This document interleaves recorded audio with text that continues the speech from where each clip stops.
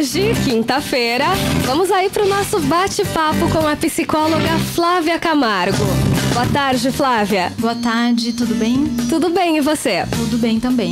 Então tá bom. Hoje o nosso assunto, a pedido de uma ouvinte, é... Ciúmes. Ciúmes. Ótimo pedido, viu? Eu adorei. Boa tarde a todos. Como a Andy disse, né, a pedido de uma ouvinte, então eu vou falar sobre ciúmes. Mas antes, eu quero que vocês entendam um pouquinho do meu trabalho como psicóloga junguiana, para vocês começarem a entender como que surgem as nossas emoções negativas. Ou seja, eu trabalho com uma linha da psicologia que, além da consciência, trabalha o nível inconsciente das pessoas. E na nossa consciência habitam as nossas lembranças, as nossas percepções, que fazem com que nós mantenhamos o contato com a realidade e também ajuda a nos adaptar a essa realidade.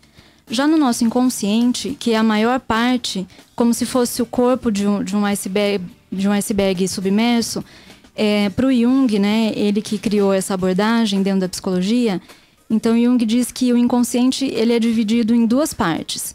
O pessoal, que ficaria como se fosse da metade para cima dessa parte submersa do iceberg, que traz consigo todas as nossas vivências que não foram levadas ao nível da consciência e que ficaram ocultas, como as frustrações, raivas, medos, situações em que fomos reprimidos por algum motivo e que geralmente esses motivos que reprimem são as situações que não são aceitas pela sociedade.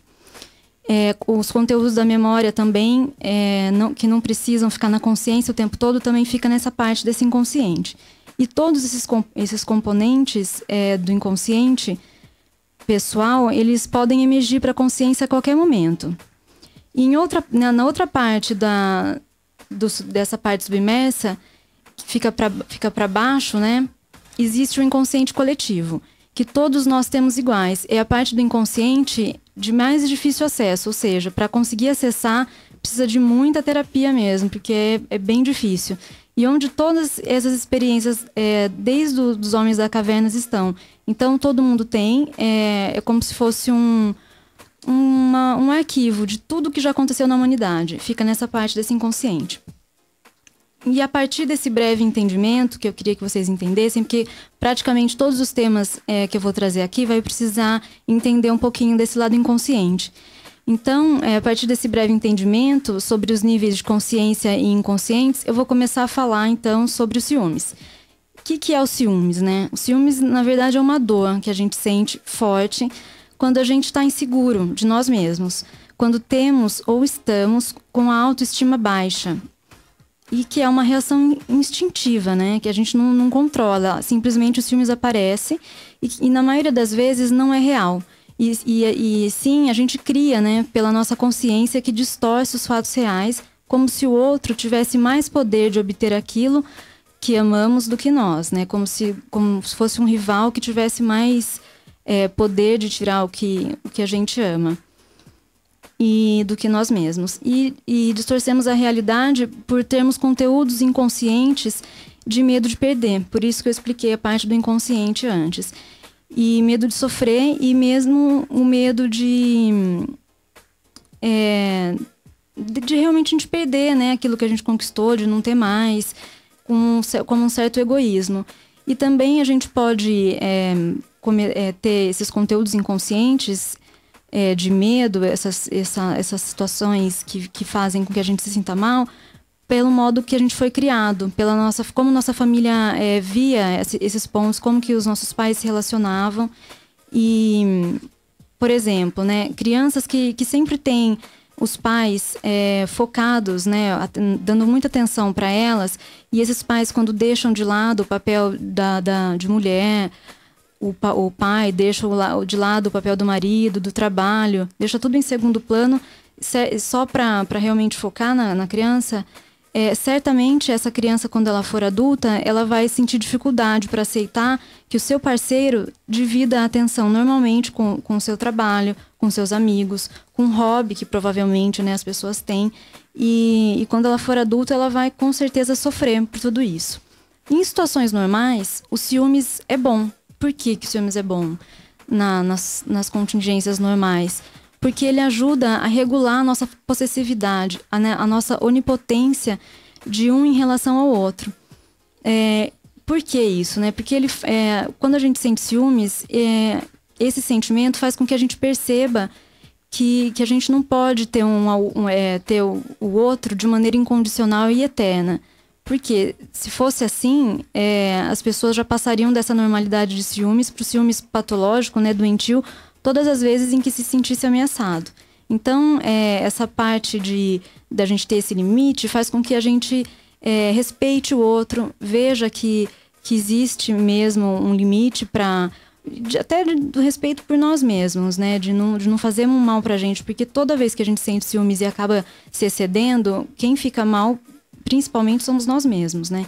Então, tem também o lado bom dos ciúmes. Com ele a gente aprende o limite de até onde podemos ir quando nos sentimos ameaçados e também tendo a noção real de que o outro não nos pertence e sim compartilha a vida do nosso lado.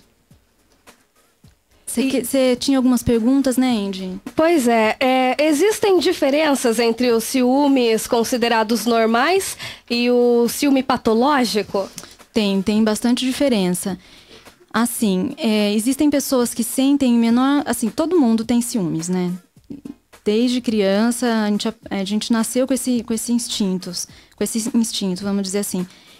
Só que existem pessoas que sentem em menor grau e em maior grau. E as pessoas que sentem ciúmes em menor grau, na verdade, não é que elas sentem pouco ciúmes. É que quando essa reação instintiva aparece, elas conscientemente percebem que é seu lado imaturo, seu lado infantil, desejando algo só para elas.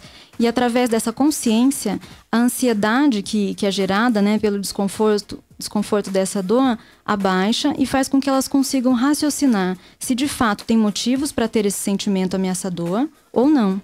E já nos níveis de ciúmes patológicos, ou seja, que são doentios, a pessoa que já tem a autoestima baixa e a valorização de si mesma é enfraquecida, quando surge a reação instintiva dos ciúmes, real ou fantasiosa, porque nesses casos patológicos, geralmente a fantasia já começa mesmo antes de ter alguma situação de fato. O lado imaturo, infantil, toma conta, não permite que a pessoa pare, olhe a situação de frente, perceba se realmente há motivos para ter medo do outro, né, roubar, entre aspas, o que na cabeça da pessoa é dela.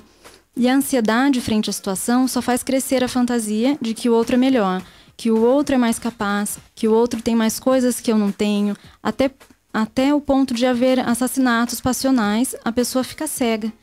Acredita piamente no que a sua razão criou. A fantasia nunca havia feito tanto sentido quando a pessoa sente aqueles ciúmes, né, enlouquecedor. Naquela situação que faz com que realmente apareça esses ciúmes. E aí, para acabarem com aquela sensação da possibilidade de sofrer, para tirar aquela dor que os ciúmes causam, as pessoas matam.